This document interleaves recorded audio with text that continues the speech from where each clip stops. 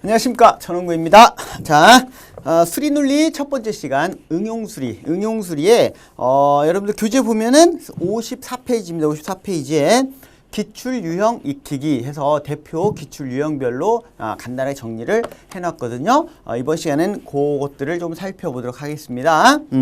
자, 참고로 여러분들 선생님이 이제 수학적 풀이 방법, 수학적으로 식을 세워서 풀이하는 그런 형태의 그런 방법도 있고, 그 다음에 100%는 아니지만 100%는 아니에요. 그렇지만 많은 문제들이 수학적으로 풀지 않고 약간의 사고력, 그러니까 좋은 표현입니다. 좋은 표현으로는 사고력이고요. 조금 안 좋게 표현하면 잔머리 굴리는 거죠. 잔머리. 그래서 살짝만 우리가 꼬아서 생각하면, 조금만 더 돌려서 생각하면, 이걸 이렇게 풀 수 있구나. 그러면 그 문제풀이 속도가 훨씬 빨라지거든요. 근데 그런 부분하고 그거를 병행해서 두 가지를 다 설명을 드리는 그런 방법으로 강의를 진행하도록 하겠습니다. 자, 첫 번째 유형, 농도 문제입니다. 농도. 그래도 최근 들어서는 이 농도에 관련된 문제가 최근에는요, 그나마 조금 출제 비율이, 출제 빈도가 조금 많이 줄어들긴 했어요. 예전에는 거의 빼놓지 않고, 그죠? 농도 하면, 그러니까, 이렇게 보시면 돼요. 여러분들이 중학교 다닐 때, 중학교 1학년, 2학년 때, 1차 방정식, 그 다음에 중학교 2학년 때는 연립 방정식을 배우는데, 그때 활용이죠, 활용. 방정식에 활용해가지고 그 방정식을 실생활에서 어떻게 써먹을 수 있느냐 해가지고 말로 이렇게 쭉 나오는 형태의 문제들, 그때 빼놓지 않고 나오는 것이 이 농도죠. 농도, 시간, 속력, 거리, 이건 빼놓지 않고 나오는데, 아주 자주 등장을 하는데, 이게 실제로 예전에 직무적성에서도 굉장히 자주 등장했던 대표적인 유형입니다. 물론 최근에는 조금 많이 줄긴 했거든요. 자, 이 부분 살펴보도록 할게요. 자, 농도가 10%인 소금물 150g에 농도가 3%인 소금물을 얼마나 섞어야 농도가 8%인 소금물이 되는지 골라라 그랬어. 그럼 일단 선생님이 실전에서 어떻게 문제를 푸는지 잘 보세요. 지금부터 스타트하고 시간을 한번 체크해 보세요. 얼마나 걸리나?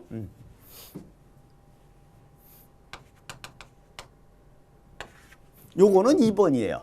금방 풀죠? 그치? 자, 그러면 자, 2번이 맞는지 그러면 일단 수학적으로 식을 세워서 먼저 풀어보도록 하겠습니다. 요거는 이제 식을 세워서 풀이하는 방법이 두 가지가 있어요. 하나는 1차 방정식으로 푸는 방법, 또 하나는 연립 방정식으로 푸는 방법. 이렇게 두 가지 형태가 있는데, 이 형태에서는 전체 총량이죠, 총량. 총량에 대한 게 없으니까, 이 경우는 여기에 지금 10%의 소금물 150g 이게 지금 나와 있어요, 하나가. 그치? 나와 있으니까 이 경우는 그냥 1차 방정식이에요. 연립 방정식이 아니고, 즉 문자가 하나밖에 안 나옵니다. 문자가. 자, 그러면 농도가 3%의 소금물 모르잖아. 그죠? 얘는 나와 있고 얘는 모르잖아요. 그죠? 그러면 요거를 Xg 요렇게 미지수로 놓고서 식을 세워야 돼. 이건 1차 방정식이에요. 그러면 어떤 경우에 연립 방정식 형태로 풀 수 있습니까? 이런 경우 있죠. 얘가 안 나와. 얘가 안 나오고요. 그러니까 농도가 10%의 소금물과 농도가 3%의 소금물을 두 개를 섞어서 농도가 8%의 소금물 몇 g을 만들었다. 요게 나온 게 요게. 지금 이 문제 같은 경우는 이렇게 나오죠. 농도가 10%의 소금물과 농도가 3%의 소금물을 섞어서 농도가 8%의 소금물 210g을 만들었을 때, 그때 농도가 3%의 소금물은 몇 g입니까? 이렇게 나올 때 그거는 뭐예요? 연립 방정식. 근데 그것도 1차 방정식의 형태로 만들어낼 수 있습니다. 일단 이 문제를 해결하고 그거 잠깐 추가로 설명할게요. 자, 그러면 지금 농도가 10%인 소금물 150g에 농도가 3%인 소금물 Xg을 섞었어. 그래서 뭐 만들었습니까? 농도가 8%인 소금물을 만들었어요. 그럼 요게 몇 g 섞어야 됩니까? 그죠? 그럼 소금물의 농도에 관련된 문제에서 가장 중요한 거, 가장 주의할 거는 뭐예요? 소금의 양이야. 그 안에 소금이 얼만큼 들어있는데, 그게 가장 중요합니다. 그러면 농도가 10%인 소금물 150g 안에 소금의 양은 얼마예요? 15g. 소금의 양은 어떻게 구합니까? 이거 간단하게 볼게요.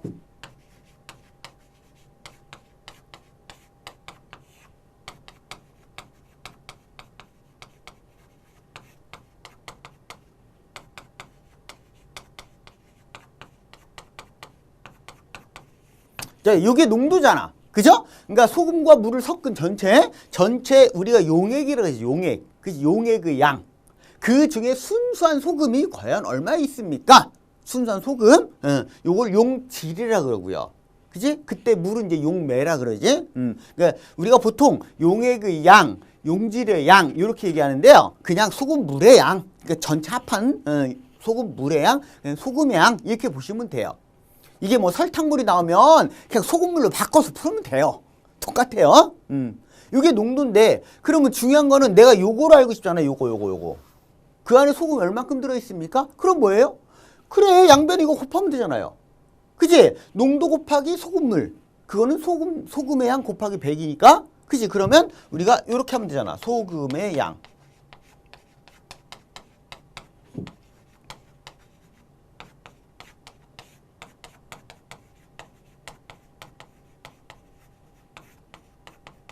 요렇게 되겠죠. 요렇게. 자, 무슨 얘기냐? 이게 별것도 아니고 왜 자세하게 설명하려고 합니까? 결론은 뭐란 얘기예요? 얘하고 곱해서 100으로 나눈 거. 그게 뭐라고요? 그게 바로 소금의 양이라고. 핵심 결론은 그거예요. 얘랑 곱해서 100으로 나눈 거. 0 두 개 뺀 거. 그게 소금의 양입니다. 됐죠? 그러면 자, 요 안에 들어있는 소금의 양은 얘랑 곱해서 0 두 개 뺀 거. 그러니까 15예요. 15. 이게 소금의 양이야. 그 다음에 요 안에 들어있는 소금의 양. 그러면 3 곱하기 x. 그죠? 나누기 100. 100분의 3x겠죠. 100분의 3x. 이게 소금의 양이야. 그럼 두 개를 섞었어요. 두 개를 섞었으면 어떻게 돼? 소금물은 150g하고 xg을 더한 놈이니까 150 플러스 x. x 플러스 150. 이게 소금물의 양이고 마찬가지로 그 안에 소금의 양은 농도가 8%잖아. 그죠? 농도가 8%니까 농도 곱하기 소금물의 양 나누기 100. 맞아요? 그게 순수한 소금의 양이야.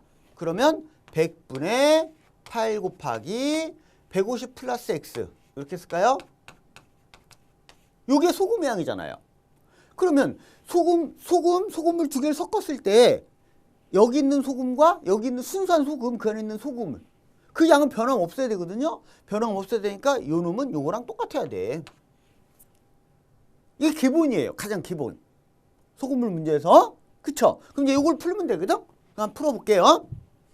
자, 양변에 100을 곱하겠습니다. 100 곱하면요.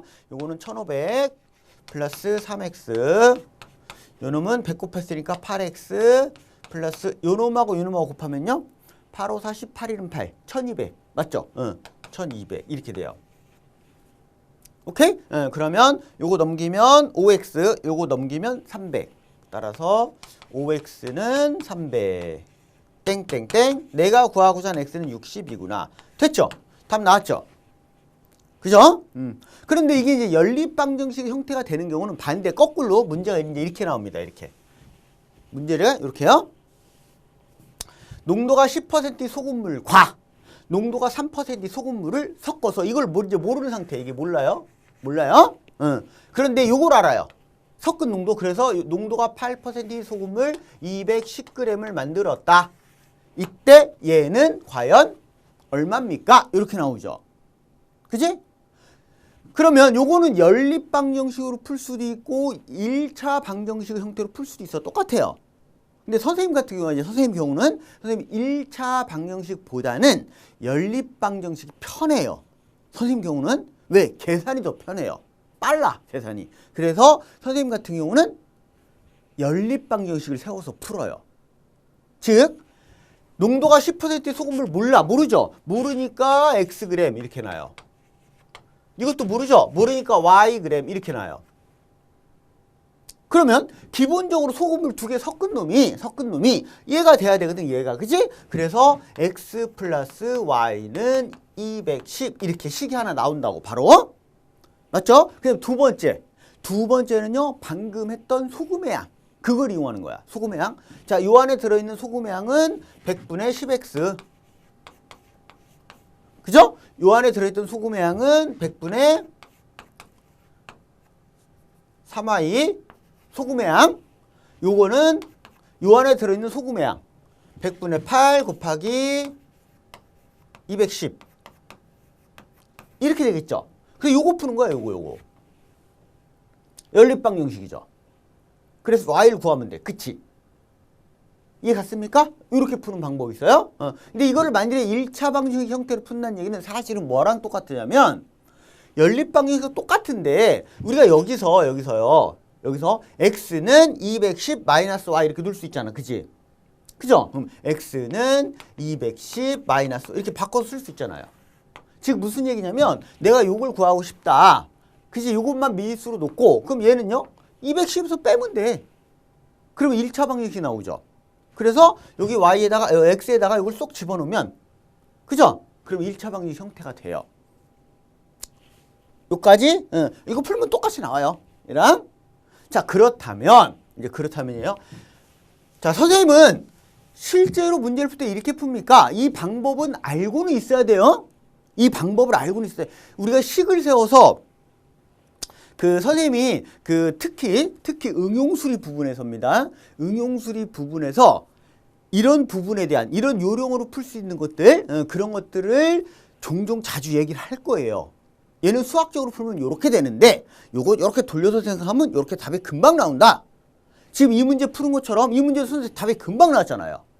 외웠으니까 그지?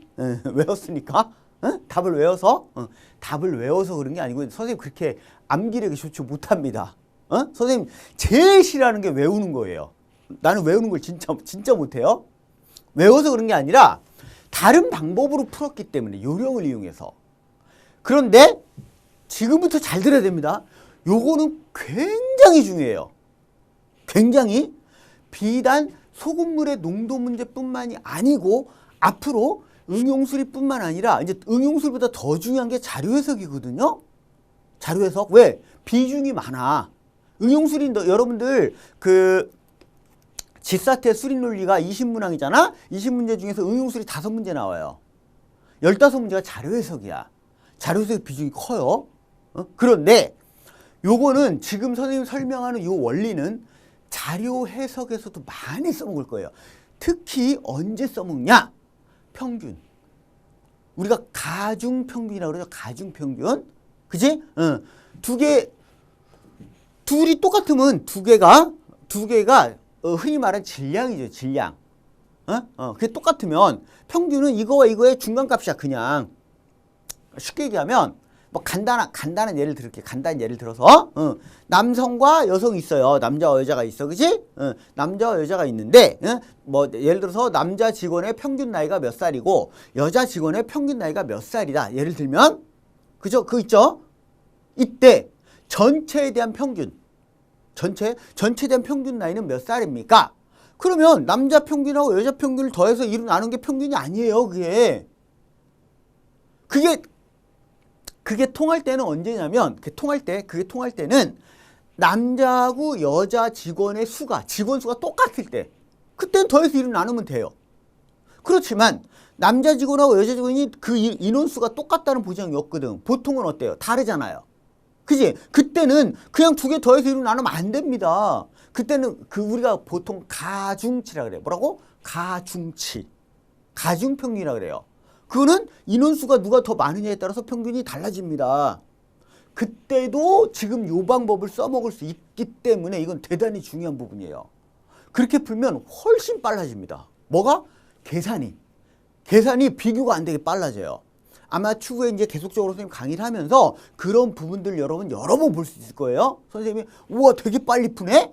그거를 자 볼게요.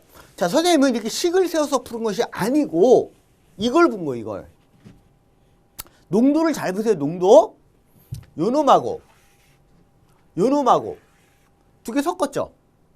그지? 섞었습니다. 자 이렇게 표시할 거예요. 이렇게 3, 10%야. 퍼센트요? 두 개를 섞었습니다. 섞어서 뭐 만들었어? 8% 만들었어. 8%. 그죠? 두 개를 섞었는데 8이 됐대요. 8%. 얘랑 섞어서 요거를 만들었습니다. 요거를. 그죠? 잘 들어야 돼. 요 거리 보세요. 거리의 차. 평균과의 거리 차. 평균과의 차이. 얘는 5지. 얘는요 2지. 그죠? 즉 거리의 차가 그 비율이 5대2야 5대2. 그죠? 그러면 여러분들 만일입니다. 만일에 자 이제 조금 전에 선생님이 남자 직원 여자 직원에 대해 평균에 대해 잠깐 얘기했잖아요. 자 그 논리 그대로 똑같이 적용해 볼게요. 자, 예를 들어서 3%의 소금물하고 10%의 소금물이 있는데 두 개를 똑같은 양, 동일한 양, 그 양을 동일한 양을 섞으면 뭐가 나올까요? 농도가 당연히 3%하고 10%의 중간값이 나오겠죠. 가운데 값 6.5%의 농도가 돼야 되죠. 맞죠? 그런데 이 농도가 이 정확하게 중간값이 아니고 이게 6.5가 돼야 되는데 얘가 아니고 어디에 가까워요? 얘가 8이 됐어. 8. 어? 8이 됐습니다. 그 얘기는 어떤 놈이 많이 들어갔다는 얘기예요? 얘가 많이 들어갔다. 얘가 더 많이 들어갔다는 얘기입니다. 그쵸? 그 얼마만큼 많이 들어갔는데요. 이제 그것만 알면 되잖아. 얼마만큼 더 많이 들어갔습니까? 그 소금물의 양의 비율이 잘 봐요. 요게 5대2면 들어간 질량의 비가 2대5가 되면 돼. 2대5. 비율이요. 이 원리가 뭐냐면 여러분들 과학에서 옛날에 기억이 날지 모르겠는데요. 과학에서 평형의 원리라 그래. 그치? 평형의 원리라 그래가지고 요런 거 있죠. 요런 거. 받침점이고 여기가 질량. 그죠? 그래서 이거는 옛날부터 나왔던 거예요. 초등학교 때부터 뭐 시소, 엄마랑 아들이랑 뭐 시소, 그치? 그런 거 있잖아. 그 기울어지기 당연히, 그죠? 아들이 몸무게 적게 나가면, 그치? 근데 아들하고 딸하고 둘이 같이 앉으면, 평행을 이루더라. 시소에서 이런 것들, 초등학교 때. 이게 전부 다 똑같은 원리예요. 잘 봐요. 띠띠띠띠띠, 거리. 받침점으로부터 거리. 그 다음에 이 질량을 M1, M2라고 놓을게요. M1, M2라고 놓으면, 자, 받침점으로부터의 거리를 X1, X2라고 놓으면, 이거예요, 이거. M1, X1은 M2, X2. 요게 성립한다. 즉, 요놈 곱하기 요놈은, 요놈 곱하기 요놈이 돼야 된다. 그 얘기예요. 그래서 얘 질량의 비가 2대1이면 그죠? 그럼 요거는 1대2가 돼야 돼. 거리의 비가.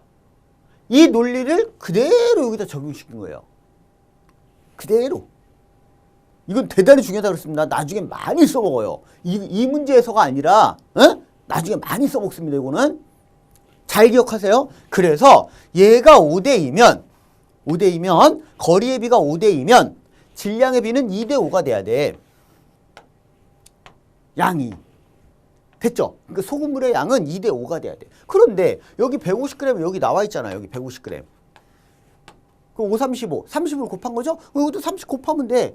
맞죠? 그래서 60인 거예요. 선생님은 이런 방법으로 문제를 푼다. 그 얘기입니다. 요거 대단히 아마 여러분들 써먹을 때가 많을 거예요. 지금 여러 번 강조했어. 이게 그만큼 나중에 써먹을 때가 많기 때문에 이 문제를 선생님이 길게 설명한 거예요. 정확하게 이해하라고. 기억하세요? M1, X1은 M2, X2. 요거 꼭 기억하세요. 그래서 선생님은 딱 문제를 딱 보고서 바로 찾았죠? 바로 찾은 이유가 바로 그거예요. 나는 요 차이를 본 거야. 8이야? 그럼 얘랑 5네? 그럼 얘랑 2네? 그죠? 얘랑 5, 얘랑 5. 5대2네? 5대2면 2대5? 5대2? 이해 갔어요? 그러니까 여기가 150? 그죠? 5 곱하기 30이니까 그럼 여기는 2 곱하기 30이 돼야 돼. 그래서 2번이구나. 선생님은 이렇게 푼 거예요. 됐죠? 오케이. 자, 그 정도 하겠습니다. 다음 넘어갈게요. 그 다음에 시간, 속력, 거리. 거리, 속력, 시간. 요거는 여러분 요거 기억하세요. 요거. 자, 시간, 속력, 거리는 요거 하나 딱 기억하면 돼요. 요거. 뭐야? 시간 곱하기 속력은 거리. 응? 시간 곱하기 속력은 거리. 시간은 속력분의 거리. 속력은 시간분의 거리. 그러니까 이렇게 보면 돼요. 거리가 항상 분자야. 거리는 분자. 시간 속력은 분모. 그래서 시간이 나오면 속력분의 거리, 속력이 나오면 시간분의 거리. 언더스탠드? 이렇게. 자, 요것만 기억하면 되고요. 그 다음에 우리가 문제 풀 때 시간, 속력, 거리 문제에서는 단위를 빨리빨리 바꿔줄 수 있어야 됩니다. 그러니까 속력은 시속으로 나와. 시속 몇 킬로 뭐 이런 식으로 나와요. 그죠? 그런데 나중에 문제를 보면은 시간이 분으로 나와. 그럼 빨리빨리 바꿔야 돼. 시속, 분속 이걸 빨리빨리요. 그 빨리빨리 바꾼다는 건 별거 없어요. 에? 만일에 시속을 분속으로 고친다? 그럼 곱하기 60 하면 되고요. 60, 그 60분이니까. 반대의 경우는 60으로 나누면 되고요. 그지? 분을 시간을 고칠 때는 60으로 나누면 돼. 그러니까 60으로 곱하고 60으로 나누고 요것만 빨리빨리 하면 돼. 됐죠? 오케이. 그 다음에 우리가 문제 풀 때 먼저 미리 계산을 하려고 자꾸 하지 마세요. 대부분의 학생들이 보면 요 문제뿐만 아니고 이 문제뿐만 아니에요. 내가 지금 길게 설명하는 것들은 나중에 특히 어떤 특정한 문제뿐만이 아니고 자료 해석 같은 경우에서 다 해당돼. 다. 그러니까 전체적으로 수리논리 전반에 걸쳐서 다 해당되는 겁니다. 다. 자, 계산을 먼저 미리 하려고 하지 마세요. 왜? 미리 했을 때가 미리 계산하는 것이 오히려 시간을 더 많이 잡아먹을 수도 있어요. 때에 따라서는 계산 안 하고 그냥 쭉 써놓고 나중에 한꺼번에 딱 계산하는 것이 훨씬 빠를 수가 있어. 그런 경우도 있습니까? 있어요. 왜? 약분해버리거든. 약분해버리는 거니까 계산하지 않고 약분이 되면 약분해버리면 더 빠르단 말이에요. 계산이. 그래서입니다. 자, 여러분들이 일반적으로 이런 문제 풀 때요. 이제 문제 볼게요. 신입사원 정시의 퇴근길은 1.8km. 이게 뭐예요? 거리죠. 거리야 이게 거리. 이게 거리고요. 자, 퇴근 후 처음 4분의 1 지점까지는 시속 3km. 이게 속력 3km로 걸은 후 나머지 구간은 얼마예요? 4분의 3이겠죠. 그죠? 4분의 3. 시속 30km로 자전거를 타고 퇴근할 때. 그죠? 퇴근에 걸린 총 시간이야, 시간. 그럼 시간은 뭐라고? 속력분의 거리라고요. 그죠? 요거 쓰는 거야, 요거 쓰는 거거든요. 그럼 여러분들은 이제 백발백중 이렇게 풉니다. 자, 1.8km야? 4분의 1. 그럼 1.8 곱하기 4분의 1이면, 1.8을 4로 나누면, 그지? 0. 그래서, 그냥 0.8 하고, 이렇게 하면, 그죠? 46. 2 남았네? 맞죠? 0.4. 그럼 0.45네. 맞죠? 여러분들 이렇게 먼저 계산한단 말이야. 미리 계산한다고요. 그런데 이 방법이 좋은 게 아니라는 게 뭐냐면, 잘 들으세요. 그냥 쓰세요. 그냥. 자, 1.8km의 4분의 1이야. 그럼 뭐예요? 그냥 4분의 1.8이야. 맞죠? 4분의 1.8 또는 그냥 이렇게 써도 돼. 이렇게 써요. 그냥 쓰라고. 이렇게. 그럼 요 거리는 시속 3km로 걸었어요. 그럼 그때 걸린 시간은? 그래, 이렇게 3으로 나누면 돼. 맞죠? 그지? 그 다음에 나머지 구간 얼마예요? 4분의 3. 4분의 3, 나 계산 안 해요. 1.8 곱하기 4분의 3. 그냥 쓰라고, 그냥. 이렇게요? 됐죠? 그지? 근데 요게 이제 거리야. 남은 거리는 얼마? 시속 30km. 이게 걸린 시간이겠죠? 속력분의 거리. 그러면 이걸 둘을 더하면 총 걸린 시간 나와. 내가 구하고자 하는 이거라고. 맞죠? 식 필요 없어요? 이게 답이야. 근데 여기서 중요한 겁니다. 주의할 거. 이게 지금 시간이잖아, 시간. 시간이죠. 시속. 이것도 시속. 이건 시속이잖아. 그러니까 이거는 시간 이렇게 나와야 돼. 단위가. 그죠? 이건 시간이에요. 단위가. 여기는요. 분이에요. 이거 분이야. 이거 분으로 고쳐주려면 어떻게 해요? 분으로 고치려면 뭐 한다고? 시간을 분으로 고칠 때는 곱하기 60. 분을 초로 고칠 때 곱하기 60. 아시겠어요? 그러니까 얘를 내가 분으로 고치려면 여기다가 60을 곱해주면 돼요. 곱하기 60 이렇게. 그러면 이제 잘 봐요. 봐. 아까 미리 계산하지 않은 게 더 편리하다는 게 의미가 뭐냐면 좀 잘 보세요. 요 놈은 뭐야? 이거는 12분의 1.8이야. 이게 편하다고요. 계산을 미리 할 필요가 없다고. 그쵸? 왜? 이게 4 곱하기 4분의 1이니까 분자분의 4를 곱해주면 이렇게 되잖아. 얘도 마찬가지예요. 얘도 마찬가지예요. 얘도 120분의 1.8 곱하기 3 이렇게 돼요. 나 지금 계산 안 했어. 하나도 안 했어. 맞죠? 이래 놓고 여기다가 곱하기 60 해요. 분이니까. 됐나요? 이거를 물론입니다. 이거를 또 이렇게 푸는 사람도 있어요. 아, 여기가 분이네. 분초잖아, 분초. 분초, 근데 여기 시속이잖아. 그럼 이걸 분속으로 바꿔야겠네. 그래서 분속으로 바꿔서, 그죠? 이거 분속으로 바꿔가지고, 그럼 시속 3km야. 그럼 분속은요? 1시간에 3km가. 분속은 60으로 나눠야 돼. 맞죠? 1분에 얼마 갑니까? 그러니까 60으로 나눠야 되거든? 이걸 60으로 나눠요. 그지? 근데 이 킬로잖아, 킬로. 아씨, 복잡하네. 그럼 또 어떻게 해요? 아, 그럼 미터로 바꿔야겠네? 그지? 그 미터로 바꿉니다, 이제. 요거를 3000m 이렇게 푸는 사람도 있어요. 에? 그럼 얘도 미터로 바꿔야 돼. 그럼 이건 1800m, 이렇게. 근데 어떤 놈이 더 빠를지 여러분들 판단해봐라, 그 얘기야. 나는 이렇게 안 해요. 저게 미터로 바꾸는 게 빠르고 편할 때가 있습니다. 단위를 저걸 바꿔놓고 그럴 때가 있고요. 이런 경우는 굳이 뭐하러 이걸 미터로 바꿔요? 그럴 필요가 없어. 그냥 보세요. 그냥 이 상태로 놓고 시속으로 놓고 이렇게 풀면 봐봐요. 여기서 봐요. 이제 분으로 이걸 바꾼 거야. 시간을. 이게 시간이거든. 여기 시간이니까 시간을 분으로 바꾼 거야. 그럼 곱하기 60 하면 되거든요. 그럼 분으로 바뀌잖아. 그럼 보세요. 바로 이렇게 곱하면 바로 약분되죠. 얘랑 그죠? 얘랑 바로 약분돼요. 요놈 곱하기 요놈 하면 12 곱하기 5니까 1.8 곱하기 1.8 곱하기 5가 되고요. 그지? 그럼 요놈은 얘랑 곱하면요. 얘가 약분돼서 여기가 2가 남죠. 그지? 2분의 3. 맞아요? 그럼 요거는 플러스 1.8 곱하기 2분의 3 이렇게 돼요. 1.5 쉽게 얘기하면. 됐죠?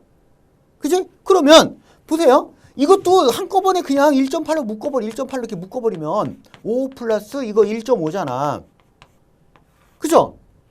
이렇게 풀 수 있다고요. 즉 나는 계산을 맨 마지막에 한 번만 하면 돼. 한 번만. 요것만 하면 돼요. 이해 갔죠? 응. 그럼 요것만 계산하면 돼. 5, 8에 45, 1은 9. 9.0이고요. 6, 8에 48, 6, 1은 6. 이렇게 되겠죠. 그럼 1점 이렇게 돼. 이렇게. 11.7. 11.7이 돼. 11.7. 오케이? 응. 됐죠? 아, 요 점 아니야. 점은 두 개, 하나, 둘이니까 이렇게 해야 되잖아. 정확하게 이렇게. 11.7분이야. 11.7분. 아, 11.7분. 요 계산 한 번만 하면 돼요. 이제, 자, 11.7분? 뭐지? 이렇게 되죠. 뭐지? 그죠? 그럼 11분은 따로 놓고 0.7분은 다시 초로 바꿔줘야 돼. 그치? 초로. 그럼 역시 마찬가지예요. 0.7에다 곱하기 60초니까 1분이. 그럼 6, 7에 42. 오케이. 그럼 11분 42초. 2번이구나. 이렇게 푼다. 그 얘기입니다. 그러니까 무턱대고 자, 요 문제 핵심 정리합니다. 핵심은 정리할게요. 요거 기억해라. 시속거. 그래 거리는 항상 분자. 시간 속력은 분모. 그 다음에 거리는 2개 곱한 놈. 이렇게 보고요. 그 다음에 단위 환산하는 연습. 시간을 분으로, 분을 초로, 반대로 거꾸로도 할 수 있어야 된다. 시간을 분으로 고친다? 그럼 곱하기 60. 거꾸로 반대로 할 때는 나누기 60. 아시겠죠? 오케이? 그 다음에 계산을 굳이 미리 하려고 하지 마라. 먼저 계산하려고 하지 마라.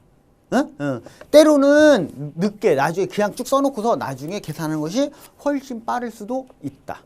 오케이? 그 정도 하겠습니다. 자, 세 번째 유형 갈게요. 세 번째는 일률. 그러니까 단위 시간 얼만큼 일을 하는데 단위 시간당 얼만큼 하는데 그거예요. 일반적으로야, 일반적으로. 일률 문제에서 이제 두 가지인데요. 첫 번째는요.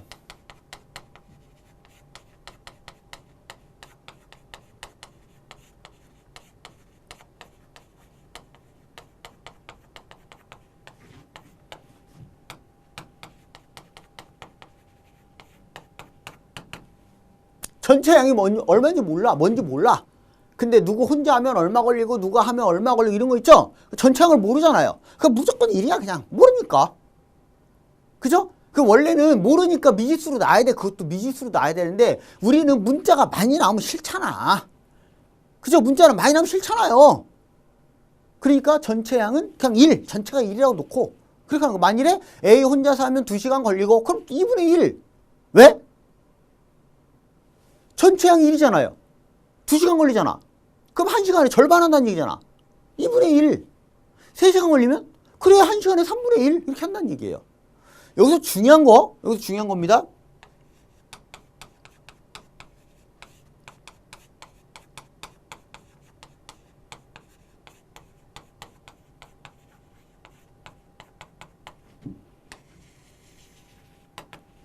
일률 문제에서 가장 중요한 게 이겁니다. 단위 시간당, 즉 방금 얘기한 것처럼 그 경우는 1시간당 얼만큼 하는데, 그죠? 그게 중요한 거야. 만일에 뭐 3일 걸린다? 그럼 하루에 얼만큼 하는데, 그 단위 시간은 시간이 될 수도 있고요, 일이 될 수도 있고요, 또는 뭐 분이 될 수도 있고요. 그 문제마다 문제에 주어져 있는 단위 시간당 하는 일의 양, 이게 가장 중요합니다. 아시겠죠? 자, 그러면 이제 문제를 한번 살펴볼게요. 자, A, B 두 사람이 시험 문제를 출제하고 있다. A는 1.5시간에 3문제를 만들 수 있고, 자, 이거는 전체 양이 주어진 게 아니죠. 그죠? 얼마에 몇 문제, 문제가 다 바뀌지. 저런 경우는, 저런 경우에는 전체 양을 1이라고 놓으면 돼야 안 돼요? 아니죠, 안 되죠. 1이 아니니까. 그쵸? 한 문제를 만드는 게 아니잖아. 이해 갔습니까? 그러니까, 이거는 그냥 그대로 놓고 해야 돼요. 자, 3문제를 만들 수 있고, A, B가 함께 만들면 3시간에 10문제를 만들 수 있대요. 그럼 제일 중요한 게 뭐라고요? 단위 시간당 하는 일의 양. 즉, 얘는 1.5시간에 3문제를 만들어요. A가. 그럼 A 혼자서 1시간에 몇 문제 만든다는 얘기야? 1시간에. 1.5로 나누면 되죠. 1.5시간에 3문제를 만들잖아요. 그럼 1시간에 얼마 만듭니까? 1.5분의 3입니다. 즉, 2문제. 요거죠.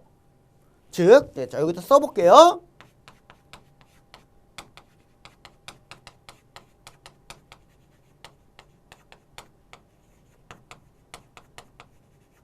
요게 중요한 거야. 요게 중요한 거야. 요게. 아, 1시간에 2문제. 이해했습니까? 그러면 여기 보세요. A, B가 함께 만들면, 둘이 같이 만들면 3시간에 10문제래요. 근데 A는 1시간에 2문제 만들어요. 3시간에 몇 문제? 6문제 만들겠죠? 그치? 6문제 만들어요. 그럼 나머지 4문제를 B가 만든 거지. B는 1시간에 얼마 만듭니까? 이만큼 만들겠죠. 이게 제일 중요한 거예요. 그죠? 두 사람이 같이 만들면 3시간에 10문제잖아. 근데 A가 혼자서 6문제 만들잖아. 3시간 동안. 그럼 B는 1시간에 요만큼 만드는구나. 그 얘기죠. 끝났죠? 끝난 거예요.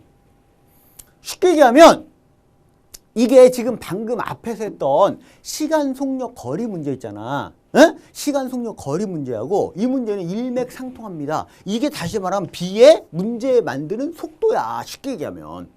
문제를 만드는 속도라고요, 이게. 얘는 1시간에 이만큼씩 만들어요. 그러면 25문제 만들려면 이게 거리예요. 얘는 1시간에 3분의 4km 가요. 25km 가려면 어떻게 해야 됩니까?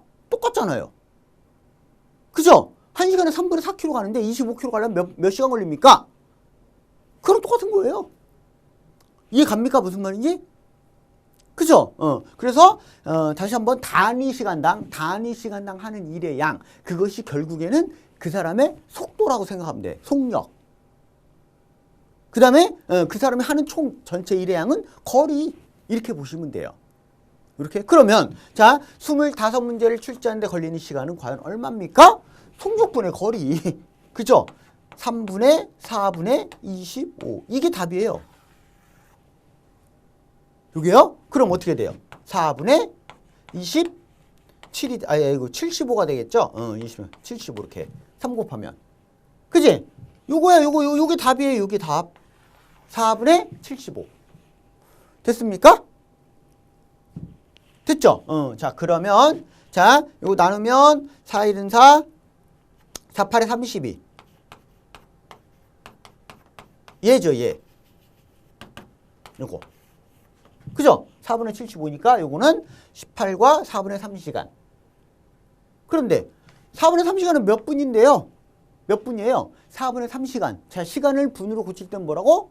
곱하기 60. 그러니까 4분의 3 곱하기 60. 요게 15잖아. 맞죠? 그럼 3 곱하기 15. 그럼 얼마야? 45분. 이렇게 되죠. 5번이 답이 되는 겁니다. 별거 아니죠?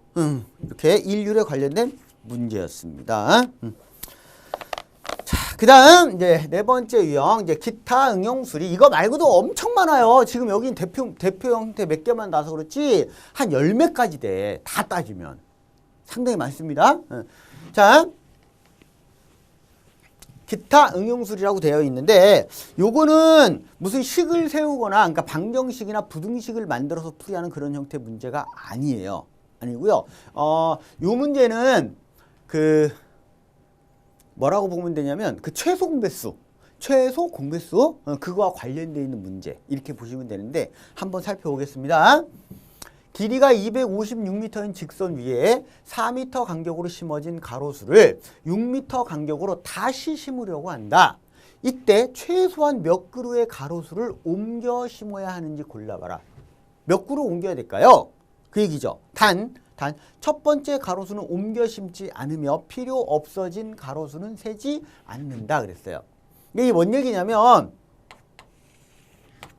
자, 여기부터 여기까지가 총 256m인데, 그죠? 여기서 이제 가로수를 심었다는 얘기죠. 나무를. 그지?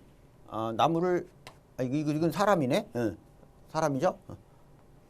자, 여기 그냥 이렇게 표시할게요. 나무.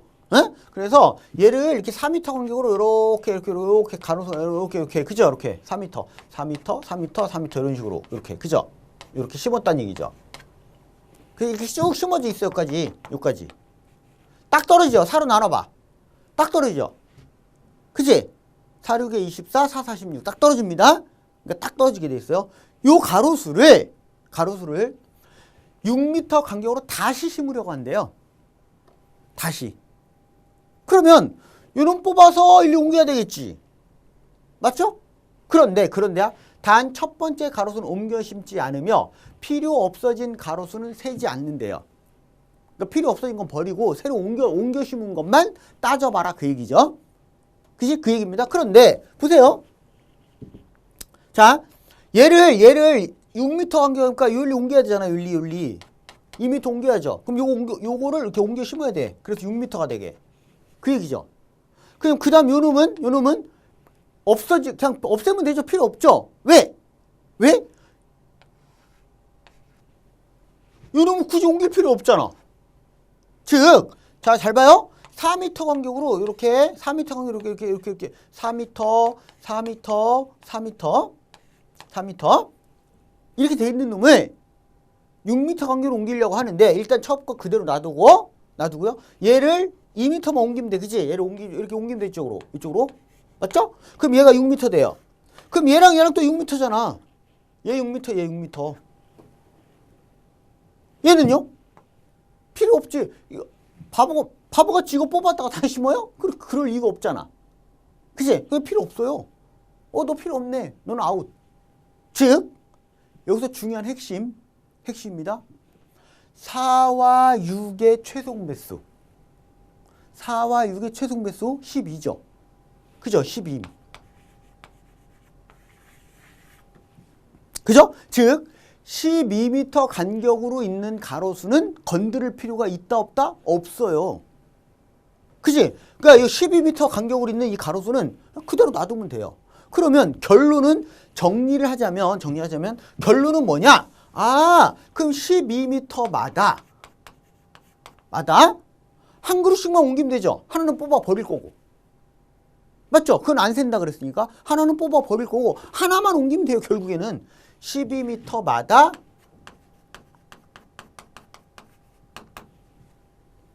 맞죠? 야 이거 꼭 12자가 그죠?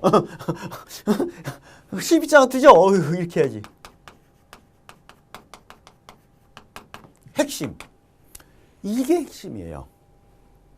요게 핵심인데 자 이제 아직 하나 남은 게 있죠? 아직 하나가 남은 게 있습니다. 뭐가 남아 있습니까? 그럼 256을 12로 나눠보면 256을 이렇게 12로 나눠보면요.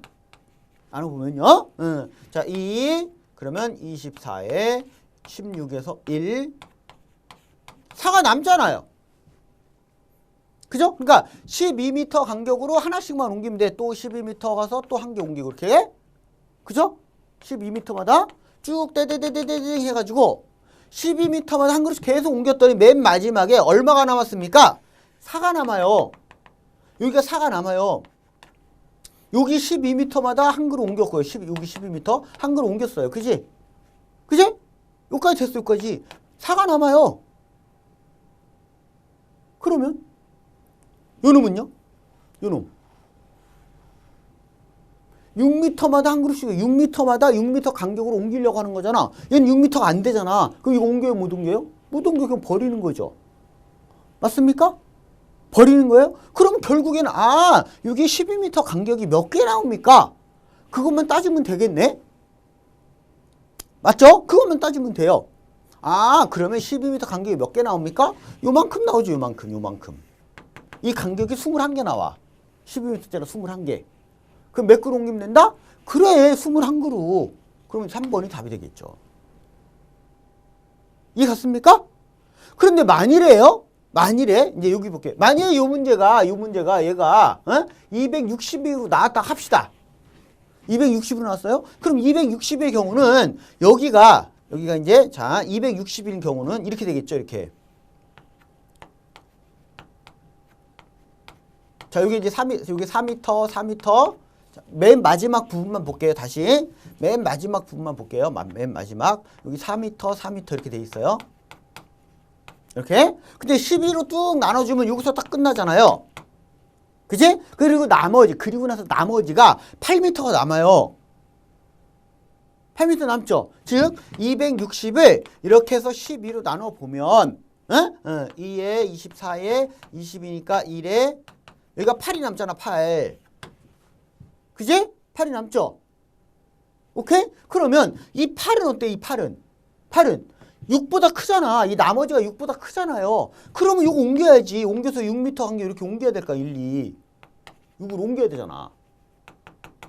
맞죠? 얘는 버리더라도. 맞습니까?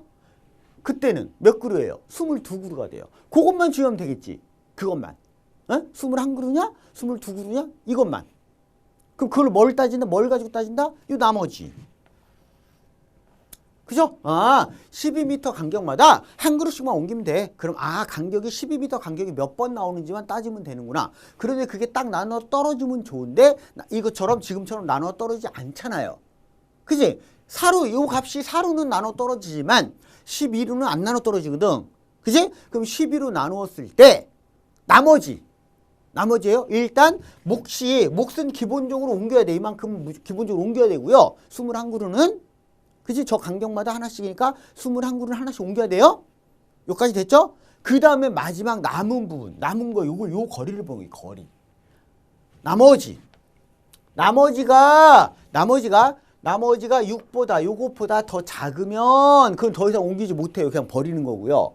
나머지가 6보다 크거나 같으면 6 이상이면 그때는 어떻게 해야 돼? 옮겨 심어야죠.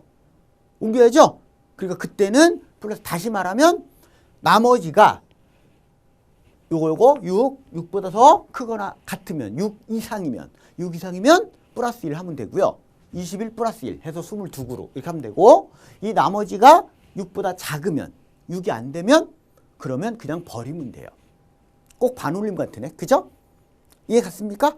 그런 식으로 해결하면 된다 그 얘기예요. 자, 그 다음에 넘어가 볼게요. 5번째 유형, 경우의 수와 확률을 활용하는 유형인데,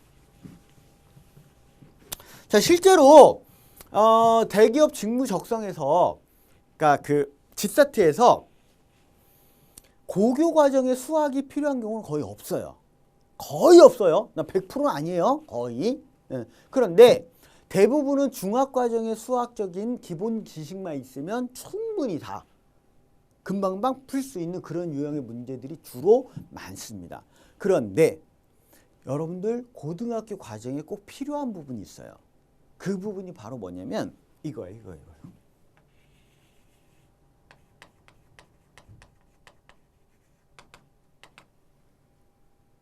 고교 과정이 필요합니다. 저 경우는. 경우의 수. 그러니까 우리가 순열과 조합으로 배웠죠. 순열과 조합. 알아야 돼요. 물론 모르면 못 풉니까? 풀 수는 있어요. 중학교 때도 배우잖아. 중학교 2학년 때 경우의 수와 확률 배워요. 에? 중학교 때? 그럼 중학교 때 배운 걸로 그걸 풀면 안 됩니까? 풀 수는 있어요. 풀 수는 있습니다. 근데 여러분들 중학교 때 배웠던 경우의 수하고 고등학교 때 배웠던 경우의 수하고 그 차이점이 뭐냐면, 중학교 때는 말 그대로 하나씩 따져서 풀이하는 형태가 많고, 고교 과정의 경우의 수는 그거를 공식화시켜서 순서에 상관이 있으면 순열, 순서랑 상관없이 뽑기만 하면 조합, 그걸 공식화시켜 놓은 게 고교 과정이에요. 그럼 왜 굳이 중학교 때 방법으로 하지? 다시 순열과 조합으로 해가지고 공식화시켜서 무슨 퍼뮤테이션이 어쩌고저쩌고, 컨비네이션이 어쩌고저쩌고, 그걸 왜 따로 합니까? 중학교 때 배웠던 하나씩 수형들 따져서 경우의 수를 따지는 경우는 너무 오래 걸리더란 얘기예요. 그러니까 이걸 공식화시켜서 딱딱딱 공식적으로 만들어서 딱딱딱 계산하니까 스피드가 훨씬 빨라지더라 그 얘기예요. 그래서 정리해 놓은 거야, 쉽게 얘기하면. 즉 스피드의 문제입니다. 중학교 과정에서 배웠던 방법을 풀면 너무 오래 걸려요. 그래서 고등학교 때 그거를 정리해서 다시 배운 거니까 경우의 수, 확률은 반드시 고교 과정을 알아야 됩니다. 그 다음에 확률은 그럼 고교 과정 왜 필요합니까? 확률은 조건부 확률 때문에. 조건부 확률 중학교 때 안 배우잖아요. 중학 과정에서는. 보통 이렇게 보면 돼요. 중학 과정은 확률이 대부분의 문제가 경우의 수를 구해서 따져서 풀 수 있는 경우가 많아요. 그런 확률이. 그런 게 대부분이에요. 근데 고교 과정은 경우의 수 자체를 따질 수가 없지요. 그죠?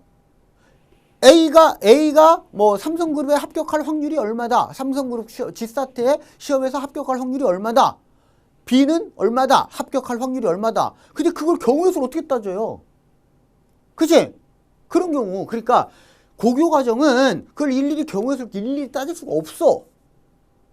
없어요? 그러니까 확률을 따로 더 배워야 돼. 그런데 다른 부분은 큰 문제가 안 돼. 다른 부분은 중학교 때 배운 걸로 그냥 어떻게 할 수 있어요. 그런데 요 부분이죠, 요 부분.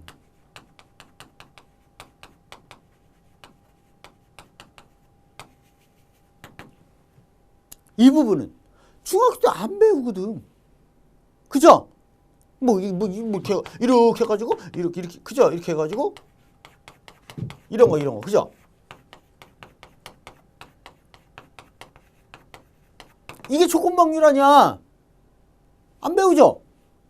근데 실제로 문제 출제되는 걸 보면 조건부 확률을 이용해야만 문제를 풀 수 있는 그런 문제들이 많단 말이에요. 그러니까 다시 한번 선생님이 지금 왜 강조하냐면, 여러분들 중에서 지금 이 강의를 듣는 여러분들 중에서 나 확률 좀 할 줄 알아? 좀 해. 내가. 경우의 수, 순열 조합 나 다 알아. 원순열도 알고 내가 중복 조합도 다 알고 중복 순열, 중복 조합 같은 것을 포함하는 순열 뭐 이런 거 다 알아. 그 다음에 확률. 내 조건부 확률까지 나 그 확률 뭐 여러분들 표현에 의하면 껌이지 뭐 그 정도야. 이런 학생들이 상관없어요. 그냥 하면 돼요. 근데 선생님이 지금 왜 강조하냐? 아마도 지금 여러분들 중에서는 많은 부분을 까먹은 사람들이 많을 거란 말이에요. 왜? 오래됐잖아.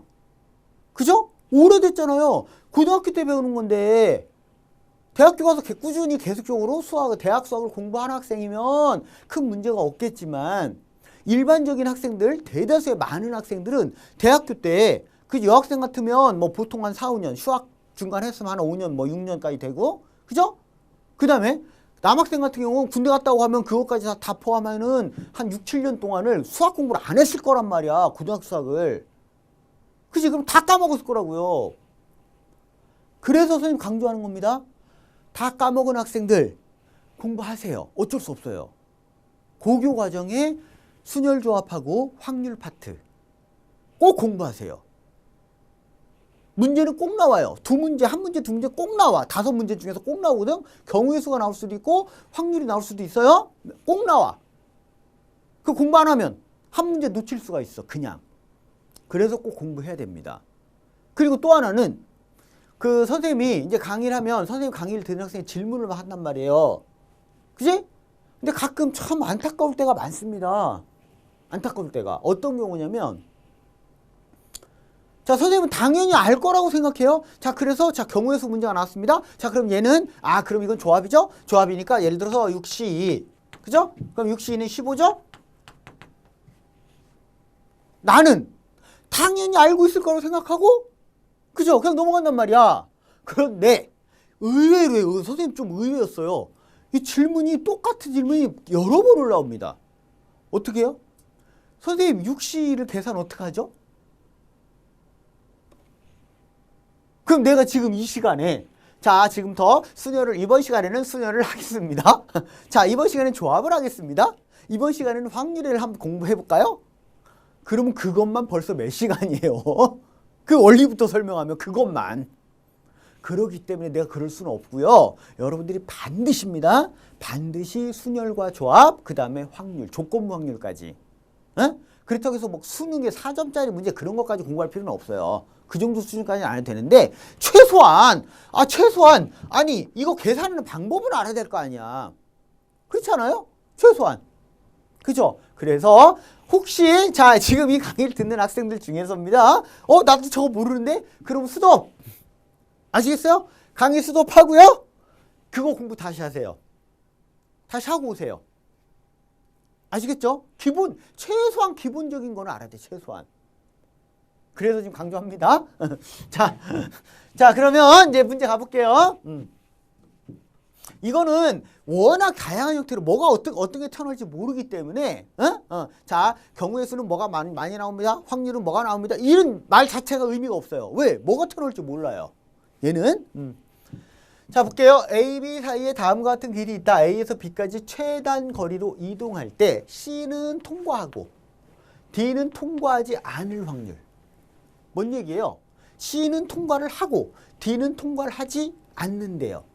즉 여기는 지나야 되고 여기는 지나지 않는다는 얘기입니다. 그럼 여기는 길이 없는 거야. 여기 길이 없어. 여기 없는 거예요. 그러면 이렇게 나오기도 하고 이렇게 나오기도 하고 아마 내가 설명하면 여러분들 옛날 또 그 기억이 새록새록 날 수도 있습니다. 맞아 옛날에 그런 거 있었지. 그래서 이렇게 나오기도 하고 왜 옛날에 보면 이렇게 나오잖아요. 이렇게. 호수. 그죠? 장애물. 똑같아요. 여기 못 지나가는 거야. 여기를. 여기 길이 여기서 끊기는 거야. 못 지나가요. 똑같은 문제입니다. 오케이? 그러니까 자 여기는 반드시 거쳐야 되고요. 여기는 없어요. 없는 거야. 그냥 없다고 생각하면 돼. 이렇게 없다 이렇게 생각하면 돼요. 여기 길이 없다. 그지? 그 경우의 수를 구하시오. 그러면 자 여기서 또 이제 기본적으로 알고 있어야 될 거. 우리가 기본적으로 알고 있어야 될 거. 이거.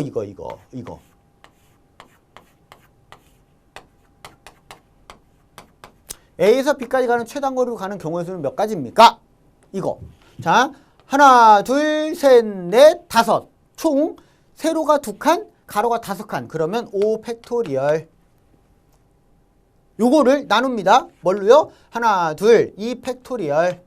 하나, 둘, 셋, 3 팩토리얼. 요렇게 계산하는 거예요. 그러니까 최소한 요 정도는 알고 있어야 되는 거예요. 최소한. 지금 아마 저 왜 저러지? 공부하고 오세요. 이렇게 안 하면 여러분들 이걸 모르고 있으면 선생님이 지금 이 원리를 지금부터 다시 설명해 줄 수 없잖아. 이 원리를. 그죠? 기본 원리를. 이거 여러분 안 돼 있으면 여러분들 중학교 때부터 이걸로 해야 돼. 이걸로 1, 1, 2, 1, 1, 1, 요거 3, 요거 3, 여기 6, 요거 있죠, 요거. 그죠? 중학교 때 이렇게 배우거든. 왜? 이런 공식을 안 배웠으니까. 이런 공식을 안 배웠으니까. 아시겠어요? 다시 한번 이겁니다. 이거 정리하면 가로가 몇 칸, 세로가 몇 칸. 가로가 P칸, P칸, 세로가 Q칸. 그럼 가로, 세로 다 합한 건 P 플러스 Q칸. P 플러스 Q. 팩토리얼. 요거를 가로가 몇 칸? P칸. 세로는 Q칸. 이렇게. 최단거리 됐죠? 자, 그러면 이제 갑니다. 일단 여기부터 여기까지 가는 경우의 수. 이거예요. 하나, 둘, 세 칸이죠. 총 가로가 2칸이고 세로가 1칸이죠. 아니, 세로가 2칸이고 가로가 1칸이죠. 그지? 그러면 3 팩토리얼. 요 경우의 수야. 3 팩토리얼 요 놈을 2 팩토리얼. 2 팩토리얼. 그 다음에 1 팩토리얼. 근데 1은 안 해도 되잖아. 그러니까 생략. 그죠? 그럼 요게 세 가지예요. 그지? 그거 안 되면 니들 해야 돼. 이렇게 하나, 둘, 셋 이렇게. 세 가지요. 그 다음에 잘 봐요. 이제 요 부분이 관건이죠. 문제는 여기를 못 가잖아요. 못 가지. 그럼 두 가지 방법이 있어요. 두 가지 방법인데 첫 번째 방법은 이렇게 하는 방법이야. 첫 번째는요. C에서 여기를 P라고 놓겠습니다. P. 네? 여기를 Q라고 놓겠습니다. Q. 자, C에서 P를 통해서 B로 가는 방법이 있고요. C에서 Q를 통해서 B로 가는 방법이 있어요. 두 가지가 있죠. 그지? 그럼 C에서, 자, 이제 C에서 B로 가는 방법인데, 여기는 두 가지가 있어요. 자, C에서 P를 거쳐서 B로 가는 방법이 있고, C에서 Q를 거쳐서 B로 가는 방법. 이렇게 두 가지가 있어. 그죠? 그러면 이 경우는 똑같죠? C에서 P까지 가면 P에서 B는 뭐예요? 외길이야, 외길. 외길이죠? 여기서부터 여기까지는 외길이라고. 한 가지밖에 없거든? 그럼 C에서 P까지 가는 방법만 생각하면 되죠. 그지? 그럼 방금 한 요거처럼 똑같이요. 하나, 둘, 세 칸. 세로가 2칸, 가로가 1칸. 그죠? 그러면 이 3팩토리얼을 2팩토리얼 나누면 되니까 세 가지. 됐나요? 그냥 마찬가지죠. C에서 Q로 가서 B로 가는 방법. 그러면 요거는 여기서 외길이에요. 외길. 다른 방법 없이 그냥 쭉 가야 돼. 그죠? 한 가지밖에 없어요. 여기서 여기까지는 세 가지죠. 똑같이 세 가지. 요것도 세 가지. 그래서 요거는 총 몇 가지? 이렇게 가든지 이건 또는이야. 또는 자, 경우의 수나 확률에서 또는 or은 플러스 합의 법칙 또는 덧셈 정리 확률에서는 그죠? 그 다음에 and 그리고 또는 동시에 일어난다. 에? 또는 뭐 이거 그리고 and의 의미는 곱하기 곱의 법칙 곱셈 정리. 오케이? 그럼 얘는 이거 또는 이거야. 또는이니까 이건 플러스예요. 플러스 이거 플러스. 그래서 6가지가 돼요. 됐죠? 그러면 여기부터 여기까지가 세 가지. A에서 C가 세 가지고요. 그 다음에 C에서 B가 6가지가 있어요. 경우의 수가. 그러면 이제 요놈하고 요놈하고 어떻게 해야 돼요? 곱해야죠. 그죠? 3 곱하기 6. 됐습니까? 3, 6, 18. 18가지예요. 총. 경우의 수야 지금. 됐습니까? 에? 두 번째 방법은 뭐냐면 이제 요런 방법이 있어요. 이게 첫 번째 방법이고요. 자, 일단 요건 써놓을게요. 3 곱하기 6. 일부러 써놨어. 일부러 18 그 계산 안 했어. 자, 두 번째 방법은 요런 방법이 있어요. 그냥 C에서 B까지 갈 수 있는 최단 거리로 갈 수 있는 모든 경우의 수. 모든 경우의 수에서 C에서 D를 거쳐서 B로 가는 경우의 수. 요거를 빼면 되잖아요. 그럼 D를 거치지 않고 가는 경우의 수가 나오죠. 그 방법이 있어요. 그지? 그러면 자, 요거 바로 그냥 설명할게요. 하나, 둘, 셋, 넷, 다섯, 여섯. 6 팩토리얼. 하나, 둘, 세로가 2칸. 가로가 하나, 둘, 셋, 4칸. 이게 C에서 B까지 가는 모든 경우의 수야. 여기에서 뺍니다. C에서 D를 거쳐서 B로 가는 방법. 자, C에서 D로 가는 경우의 수는요. 하나, 둘, 3칸. 그 다음에 이거 1은 생략할게요. 분모 1은 1 팩토리얼은 2칸. 그럼 그죠? 2 팩토리얼. 요거죠? 3 팩토리얼, 2 팩토리얼. 요게 C에서 D로 가는 경우의 수야. 그 다음에 D에서 B로 가는 경우의 수는요. 똑같죠? 그지? 이때는 이거는 곱하기예요. 곱셈입니다. C에서 D로 가는 경우가 그쵸? 요거 계산하면 3이야 3. 그러니까 3가지. C에서 D로 가는 게 3가지죠. 여기서 이걸 가는 게 3가지죠. 근데 이건 뭐야? 각각에 대해서 우리가 동시에 일한다 그래요. 동시에.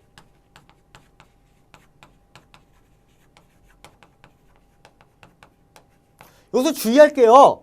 이때 이 동시라는 의미가 이게 시간을 의미하는 게 아니에요. 동일한 시간대에 움직이다 그런 뜻이 아니야. 아시겠죠? 각각에 대해서 요게 일어났을 때 요게 이렇게 갈 수도 있고 이렇게 될 수도 있고 이렇게 될 수도 있다. 또 얘가 이렇게 있을 때 또 이렇게 갈 수도 있고 이렇게 갈 수도 있고 이렇게 갈 수도 있다. 즉 요 각각에 대해서 몇 가지씩 그런 뜻이거든요. 그게 무슨 얘기냐면 자 예를 들어서 C에서 D로 이렇게 갔어요. 이렇게 요 하나에 대해서 요렇게 가도 되고 요렇게 가도 되고 요렇게 가도 되잖아. 3가지가 되잖아. 그죠? 그 다음에 얘가 또 요렇게 갈 수도 이렇게 갈 수도 있죠. 요렇게 갔을 때 요거에 대해서도 또 요렇게 갈 수도 있고 요렇게 갈 수도 있고 이렇게 갈 수 있죠. 즉 C에서 D로 가는 경우의 수 그 각각에 대해서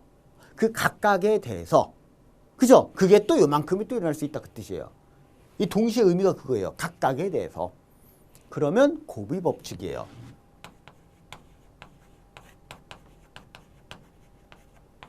곱하기입니다. 그래서 지금 이 경우는 여기가 곱하기예요.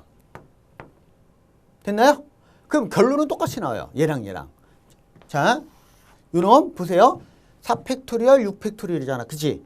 그죠? 그러면 요거 약분하면 6 곱하기 5, 2 곱하기 1. 요거 4팩토리얼 약분한 거야.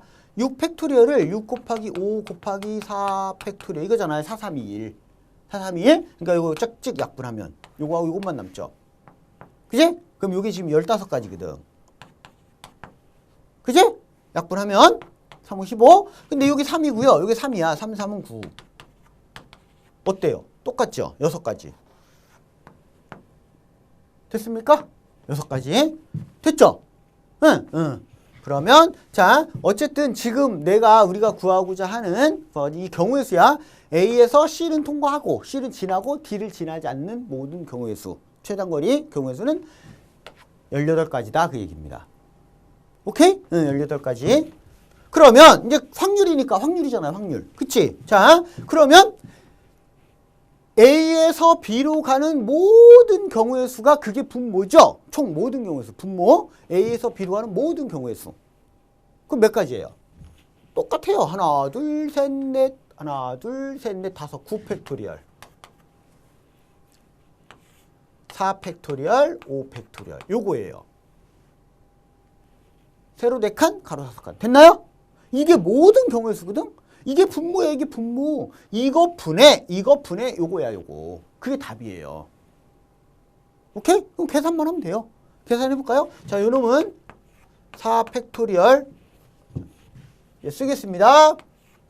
4, 3, 2, 1에 9, 8, 7, 6까지죠. 5 팩토리얼은 약분했으니까. 약분 됐고요. 이렇게 되죠. 그지? 그럼 2, 3은 6, 요거 2. 됐나요? 그러면 요 놈은 9 곱하기 2 곱하기 7 이렇게 돼요. 이게 분모야. 얘가 분자. 됐죠? 그러면 내가 원하는 답은요. 9 곱하기 2 곱하기 7, 3 곱하기 6이니까 찍찍찍찍 3, 6, 18, 2, 98. 맞아요? 어? 7분의 1이구나. 이렇게 풀 수 있다. 그 얘기입니다. 오케이. 일단 요번 시간 여기까지 할게요. 여기까지 하고요. 우리 다음 시간에는 기출 유형 확인 학습. 기출 유형 확인 학습 문제를 다시 한번 확인 차원에서 문제를 살펴보도록 하겠습니다. 자, 지금까지 전웅구였습니다.